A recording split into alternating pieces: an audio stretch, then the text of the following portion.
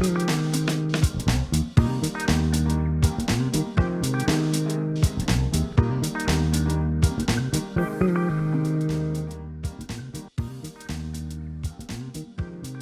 Back after the break. اور اب ہم بات کریں گے شام میں جو اس وقت صورتحال ہے، کیونکہ شام میں جاری خانہ جنگی جہاں صدر بشار الاسد کے ملک سے فرار اور دمشق پر باغیوں کے قبضے کے بعد عبوری حکومت کی تشکیل کی تیاریاں ہو رہی ہیں. اور شامی اپوزیشن اتحاد کی اگر بات کریں تو وہاں پر دمشق میں رات کا جو ہے وہ رات گئے انہوں نے کرفیو بھی نافذ کر دیا، جبکہ شہر میں خوشیوں کے مناظر بھی دیکھنے کو ملے ہیں. صرف یہی نہیں، روسی وزارت خارجہ نے بھی تصدیق کی ہے کہ اسد نے اقتدار سے دستبردار ہو کر ملک چھوڑ دیا ہے، جبکہ اس سے پہلے یہ بھی خبریں آ رہی تھی کہ ان کا ریڈار جو ہے وہ جہاز جو ہے وہ گم ہو گیا ہے یا پھر حادثے کی اطلاعات بھی تھی. مشرق وسطیٰ کے ماہرین کے مطابق یہ تبدیلی شامی عوام کے لیے ایک نئی شروعات کی علامت ہو سکتی ہے. تاہم اس غیر مستحکم صورتحال کے پیش نظر پینٹاگون نے اعلان کیا ہے کہ امریکی فوج شام میں اپنی موجودگی برقرار رکھے گی تاکہ داعش کے دوبارہ ابھرنے کو روکا جا سکے. تو یہ صورتحال ہے وہاں پر اس وقت. بالکل ایسی ہے. اسی تمام تر صورتحال پہ بات کرنے کے لیے ہمارے ساتھ موجود ہیں doctor Khurram Shahzad. Thank you so much for joining us doctor صاحب. سب سے پہلے تو مجھے یہ بتائیے گا کہ بشار الاسد کے اس بڑے لمبے اقتدار کے بعد اب وہ اقتدار چھوڑ چکے ہیں اور کچھ خبریں آ رہی ہیں کہ وہ رشیا پہنچ چکے ہیں. اس طرح کی خبریں رشین گورنمنٹ کی جانب سے ذرائع ابھی دے رہے ہیں، کوئی تصدیق نہیں ہوئی. کیا سمجھتے ہیں کتنی بڑی تبدیلی ہے اور اس کے کیا کچھ اثرات مرتب ہوں گے؟ اس تبدیلی کے اثرات خطے کی اسٹیبلٹی پہ بہت دور رس ہوں گے، اور وہ کیا صورت لیتے ہیں مثبت یا منفی، it is anybody's guess. کیونکہ ابھی تک تو حالات یہ بتاتے ہیں کہ شام میں جن گروہوں نے بشار الاسد کو نکالنے کے بعد اقتدار کی باغ ڈور سنبھالی ہے، سم ہاؤ وہ they have been able to impose stability. مثال کے طور پر جب کل دمشق کے سینٹرل بینک پر کچھ لوگوں نے حملہ کیا لوٹ مار کے لیے، تو حزب التحریر الشام کے لوگ وہاں پر بروقت پہنچے اور وہ لوٹ مار روکی، جو کہ ہمیں عراق میں نظر آئی تھی امریکی افواج کے انویژن کے بعد کہ کس طرح سے لوگ وہاں پر لوگوں نے صدارتی محل میں مرکزی بینک میں لوٹ مار کی، اور جس کی وجہ سے ایک انسٹیبلٹی کا ایک ایسا دور چلا جو کہ کئی سال تک پھر چلتا رہا. لیکن یہاں پر کچھ پیچیدگیاں ہیں، اور وہ پیچیدگیاں یہ ہیں کہ اس وقت شام میں 3 قسم کے گروہ ہیں جو اقتدار کے لیے یقیناً کھینچا تانی کریں گے، جس کی وجہ سے شام میں جس استحکام کی توقع کی جا رہی ہے وہ شاید اس طرح سے سامنے نہ آئے. ایک طرف آپ کو حزب التحریر الشام نظر آتی ہے، دوسری طرف سیرین ڈیموکریٹک فورسز نظر آتی ہیں، اور تیسری طرف داعش نظر آتی ہے.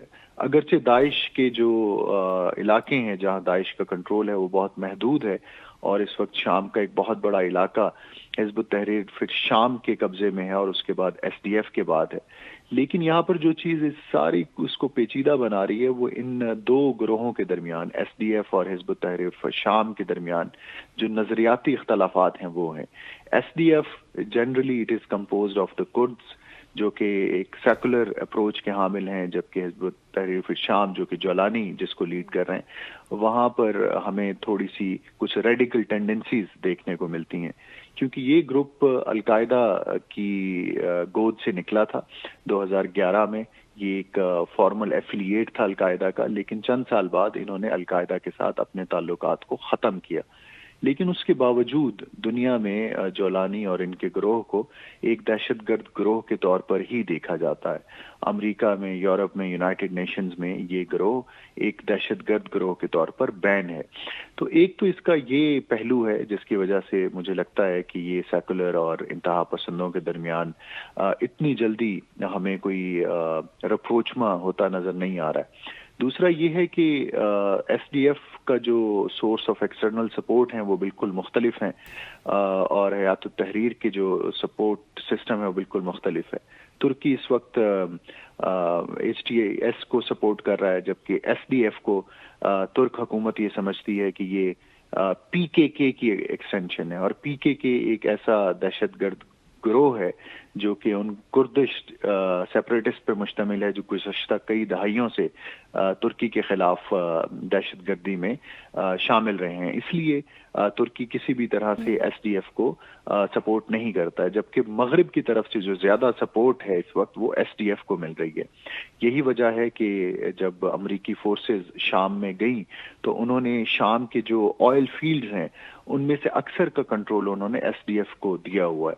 اب دیکھنا یہ ہے کہ یہ جو ایک جیو اسٹریٹجک ایک وہاں پر کھینچا تانی چل رہی ہے وہ کس طرح سے یہ ایکسٹرنل پاورز ایک ایگریمنٹ پر ایک رضامند ہوتی ہیں جو شام کے ایک مستحکم مستقبل کو انشور کر سکے. اچھا ڈاکٹر صاحب، اب ان تمام سرکمسٹانسز میں جو حالات اس وقت شام میں ہیں، امریکہ کا بیان سامنے آنا، یعنی کہ اگر ہم بات کریں پریزیڈنٹ الیکٹ کی، جس طرح انہوں نے کہا کہ ہمارا کوئی تعلق نہیں ہے، آپ کو لگتا ہے کہ ان فیوچر وہ بھی انٹروین کر سکتا ہے اور کرنا چاہیے؟ ٹرمپ کا یہ کہنا کہ ہمارا کوئی تعلق نہیں ہے شام میں ہونے والی تبدیلی سے، شاید ٹرمپ بحیثیت انفرادی طور پر تو اس پالیسی کو سپورٹ نہ کریں، لیکن ٹرمپ نے ابھی چونکہ اقتدار نہیں سنبھالا ہے. ٹرمپ کے جو پریڈیسیسرز ہیں جو بائیڈن، وہ اور ان کی انتظامیہ کافی سرگرم عمل رہی ہے شام میں. بائیڈن کے زیر انتظام ہم نے دیکھا ہے کہ پینٹاگون اور سی آئی اے نے شام میں مختلف مسلح گروہوں کو سپورٹ کیا ہے، اور یہ اسی حمایت کا نتیجہ ہے کسی حد تک کہ یہ گروہ آج بشار الاسد کو وہاں سے نکالنے میں کامیاب ہوئے ہیں. اب ڈونلڈ ٹرمپ کے عہدہ سنبھالنے کے بعد اس سپورٹ کا کیا لیول ہوتا ہے، دس از اینی باڈیز گیس. چیزیں مزید پیچیدہ ہو سکتی ہیں اگر امریکہ ان گروہوں سے ڈیٹیچ کرتا ہے، کیونکہ امریکی ڈیٹیچمنٹ کا مطلب پھر یہ ہوگا کہ خطے کی جو ممالک ہیں ان کو ایک لیڈرشپ پوزیشن لینی پڑے گی، خاص طور پر ترکی کو.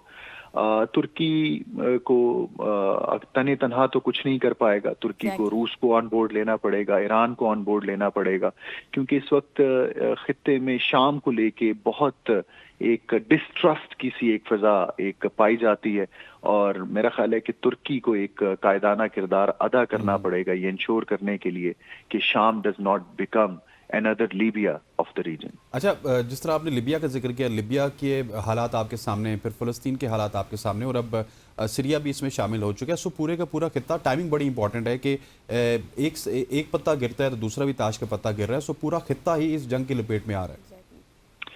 بالکل، یہ بہت ایک انپریڈکٹیبل سی صورتحال ہو چکی ہے مشرق وسطیٰ میں، اور اس کی ایک بنیادی وجہ تو ظاہر ہے کہ وہاں پر جو ایک شورشیں برپا ہیں، مسلح بھی اور سیاسی بھی، ان کا ایک بڑا اہم کردار ہے. دوسری ایک بڑی وجہ اگر شام کو ہی ہم سامنے رکھیں تو وہ یہ ہے کہ شام کے حکمران اپنے عوام کی نبض شناس واقع نہیں ہوئے. وہ اس ڈسینٹ کو ڈائگنوز کرنے سے قاصر رہے جو ایک طویل عرصے سے وہاں پر پنپ رہا تھا.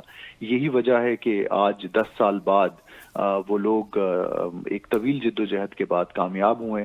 تو لگتا یہی ہے کہ مشرق وسطیٰ میں جو رجیمز آج سے 30 سال پہلے یا 40 سال پہلے مارز وجود میں آئے تھے، وہ نہ صرف ان میں سے کئی اپنا اخلاقی جواز کھو بیٹھے ہیں، بلکہ وہ عوامی جو امنگیں ہیں ان کو بھی ریپرزینٹ کرنے سے اب وہ شاید اس طرح سے اس پوزیشن میں نہیں رہے ہیں. تو یہ آپ نے بالکل صحیح ایک ٹرم استعمال کی ہے کہ ایک ہاؤس آف کارڈز کی طرح مشرق وسطیٰ کے مختلف جو ممالک ہیں وہ ایک کے بعد دوسرے وہ عدم استحکام کا شکار ہو رہے ہیں.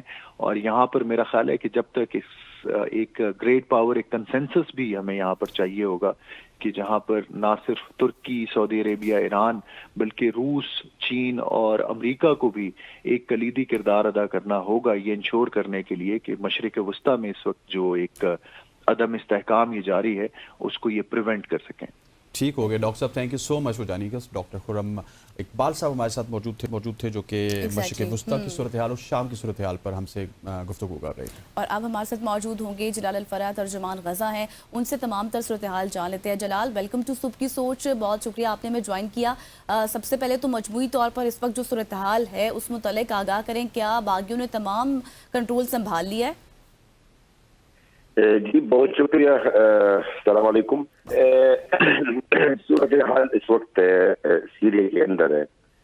اپوزیشن جو مسلح فورسز ہے، جو مسلح اپوزیشن ہے، انہوں نے سیریا پر مکمل کنٹرول کر چکے ہیں. یہ بھی ان کی کوشش جو کہ تقریباً 2014 سے شروع، حالانکہ ان کی شروعات تو 2011 سے ہوئی تھی، لیکن جو تیزی آئی ہے وہ 2014 2014 سے، جس کے لیے بشار الاسد نے روس کا مدد لینے کی کوشش کی تھی. دیکھیے محترمہ، اس سے جو بھی ہوا سیریا کے اندر ہے، ہم اس کو دو بحثوں سے دیکھتے ہیں. یعنی ایک اس کا دو پکچرز ہے. ایک تو نمبر 1، یہ جو الاسد، بشار الاسد اور ان کے والد صاحب کے دور حکومت 51 ایئرز چلی ہے. اتنے 51 ایئرز. جی ہاں. تو اس میں سیرین عوام، شام کے عوام کو بڑی تکلیفیں ہوئی ہے، بڑے مسئلے مسائل ہوئے، خاص طور پر بشار الاسد کے دور میں. یہ جو بشار الاسد ہے، بشار الاسد آمانت سیرین، لیکن سیریا ہمارے اپنے ہیں، ہمارے پڑوسی ملک ہے، ہمیں ان کے تمام حالات سے آگاہ ہے. بشار الاسد نے جو اپنے قوم کا ساتھ کیا ہے، شاید بنیامین نتنیاہو ہمارا ساتھ فلسطینیوں کا ساتھ بھی نہیں کیا ہے. بشار الاسد نے بہت بڑا ظلم کیا ہے، بڑی قتل عام کیا ہے، اسرائیل کا روس کا مدد لے کے اپنے عوام کو در بدر کیا ہے. وہاں پہ اب یہ کہے کہ ان کے پاس تو آتا کہ میں آپ کو بتا دوں، ان کے پاس خفیہ جیلیں بھی ہے. اس پر ایک عوام، ایک سادہ عوام کے اوپر بیچارے تشدد بھی چلتا رہا. تو ظاہر ہے ایک دن باطل جو ہے نا، جب حق اور باطل کا جنگ ہوتا ہے نا، تو آخر میں حق کا جیت ہوگا. اور یہ جو بھی ہوا ہے، یہ سیرین عوام کی ایک خواہش ہے، ایک ڈیمانڈ تھا. اور ہمیں اس بات بھی یہ رہتی، جب ہم دیکھ رہے، اور میرے اپنے بھی سیرین دوست، سینکڑوں دوست میرے سیرین ہیں، کہ وہ ایک پوری خوشی کا لہر ہے وہاں پر سیریا کے اندر ہے، کہ ایک ظلم کا دور ہے، ایک جبر کا دور ہے، وہ اپنا اختتام تک پہنچ گیا. بالکل ایسی ہے جلال، آپ نے بالکل ٹھیک کہا کہ ایک ظلم کا دور اپنے اختتام کو پہنچا. ہم اگر تھوڑا سا تاریخ کے جروکوں میں جائیں تو سب سے پہلے اگر ریزسٹنس دیکھی جائے تو سیریا کی جانب سے ہی آئی تھی، اور انہوں نے اسرائیل کو بہت ٹف ٹائم بھی دیا تھا. لیکن اس کے بعد یہ ادوار جن کا آپ ذکر کر رہے ہیں، اس کے بعد تو ایک ڈمی ریاست بن چکی تھی سیریا کی. اب آنے والے حالات کو آپ کس طرح دیکھتے ہیں؟ آنے والا وقت کس طرح ہوگا؟ کیونکہ وہاں پہ 2-3 گروپس آپریٹ کر رہے ہیں، خطہ پورا ہی انسٹیبلٹی کی طرف جاتا ہوا نظر آ رہا ہے. دیکھیے، ہمیں ایک چیز کا خدشہ ہے. ہم دیکھ رہے ہیں جس ملک میں اس طرح کا حالات ہوئی ہے، وہ ملک ابھی تک اسٹیبل نہیں ہوئی ہے. اب آپ لیبیا کو دیکھ لیں، آپ یمن کو دیکھ لیں، آپ عراق کو دیکھ لیں. جبکہ عراق میں تو عوام اپنے صدر کے خلاف نہیں ہوئے، لیکن صحیح مطلب پورا رجیم چینج ہوگا، پورا سسٹم چینج ہوگا. تو مصر بھی ابھی تک اسٹیبل نہیں ہے، نہ معیشت کے لحاظ سے، نہ امن کے لحاظ سے، نہ کسی کے لحاظ سے وہ اسٹیبل بھی نہیں ہے. مقصد کہنے کا، جس ملک میں، ہمارے مشرق وسطی میں اس طرح کا حالات ہوئی ہے، وہ ملک ابھی تک فیس کر رہا ہے. ابھی تک وہ ملک اسٹیبل نہیں ہے. اور میں نے 3-4 ممالک آپ کے سامنے ذکر کیا ہے. حالات جو آنے والے وقت میں، دیکھیے ایک چیز تو شروعات یہ نظر آ رہا ہے، یہ جو مختلف گروپز ہیں اس وقت سیریا کے اندر، ایک تو سب سے پہلے پازیٹیو پوائنٹ ان کا یہ ہے کہ ملک کو نقصان نہیں دے رہا ہے. دیکھیے سب سے پہلے بات کام انہوں نے یہ کیا ہے، جیسے ہی انہوں نے کنٹرول سنبھالا تو ملک کا جو اسٹیٹ کے جو املاک ہیں، جو عمارتیں ہیں، جو چیزیں ہیں، وہ اس کی حفاظت کرنا شروع کر دیا. اور جو موجودہ وزیر اعظم اس کو بقا پہ جاری بھی رکھا نا، ان کو نکالا بھی نہیں ہے نا. یعنی کہ آپ اپنا کام جاری رکھے. جو گورنمنٹ کے ارکان ہیں، ممبرز ہیں، ان کو نہیں نکالا گیا ہے. سارے ان کو باقاعدہ کہا گیا ہے، ان کو یہ ہدایت کر دیا گیا ہے کہ فی الحال اپنا کام جاری رکھے جب تک ہم ایک الیکشن کی طرف جائیں. ٹھیک ہے. اب اس حالات کو سیریا کے اندر اسرائیل سے جوڑنا ہے. دیکھیے اسرائیل بھی لگاتار ہر وقفہ سیریا کے اوپر حملہ کرتا رہا. کبھی بھی بشار الاسد کی طرف سے وہاں پہ اس کا کوئی جوابی کارروائی نہیں ہوئی ہے. یہ بھی ایک ملک کا وقار اور عزت پہ بڑا اثر ہوتا ہے. تو میرے خیال میں وی ہوپ کہ شاید میری نظر میں سیریا کا جو مستقبل ہے وہ شاید وہ بہتر ہوگا. آئی ڈونٹ نو، میں بھی غلط ہوں، لیکن میری ذاتی رائے اور کافی میرے اپنے کولیگس ہیں، میرے اپنے سینئرز ہیں، ان کا یہی کہنا ہے جو بھی دور ہوگا، جو بھی حالات ہوگی، وہ بشار الاسد سے بہتر ہوگی. یعنی بشار الاسد کے دور سے بہتر ہوگا، کیونکہ بشار الاسد کے دور میں سیرین عوام عنصری سے ذلیل ہو گئے، بہت در بدر ہوئے ہیں، ماں ان کو مارا گیا ہے. جس طرح اس وقت غزہ میں اس سے بھی زیادہ کیا گیا ان کا ساتھ ہے. ان کو ملک سے بدل کیا گیا ہے. ابھی ہر ملک میں، جس ملک میں آپ جائیں وہاں پر آپ کو ریفیوجی سیرین مل جائیں گے. جبکہ محترم سیریا وہ ملک ہے ہماری نظر میں ایک شاندار قسم کے ملک تھی، جو ان کی معیشت کے لحاظ سے، رہنے کے لحاظ سے، سیکورٹی کے لحاظ سے، ہر لحاظ سے وہ ہماری مشرق وسطی کے اندر سب سے بہتر ملک تھی. یعنی ایک تو اچھا سا ملک تھا ہر لحاظ سے.